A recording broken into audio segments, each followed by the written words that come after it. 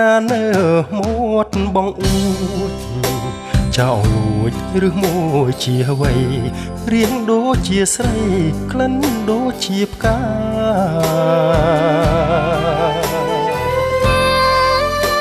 កុំចេញតែ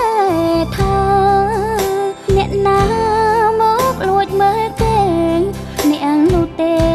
ជាចោរណាបង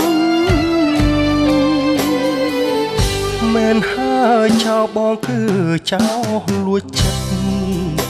លួចស្នេហ៍អូនមួយជីវិតសូមតែអាណិតសូមតែមេត្តា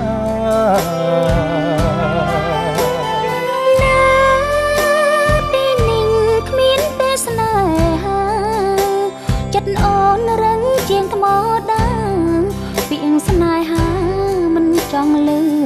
ឡើយម្យ៉ាងស្ដាយក្រមុំវ័យព្រមចារី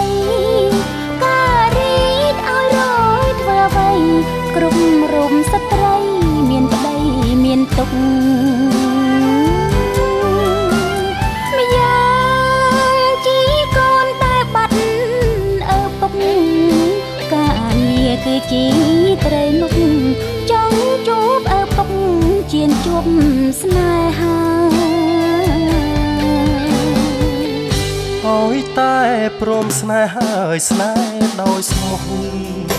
ទ្រូងបងប្រាំហាត់មើលចុងបងពិតជាប្រុងសនដងភរីបង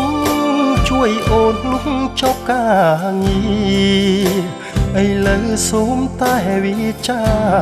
មួយម៉ាត់មកថាមេត្តាបងទេ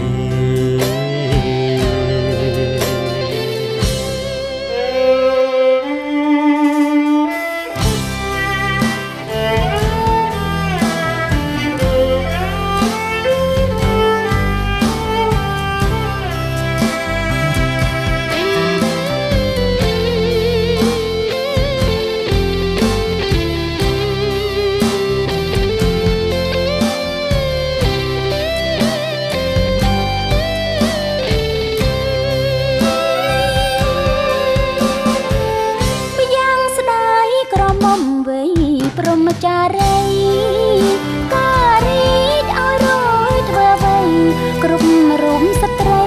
មានប្តីមានទុកម្យ៉ាងជីកូនដែលបាត់ឪពុកការងារគឺជាត្រីមុខចង់ជួបឪពុកជាងជួបស្នេហាឲ្យតែព្រមស្នេហ៍ហើយស្នេហ៍ដោយស្មោះទ្រូងបងប្រាំហាត់មើលចុងបងពិតជាប្រុងសនដងភរីបង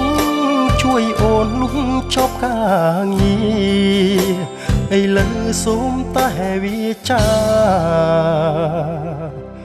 មួយម៉ាត់មកថា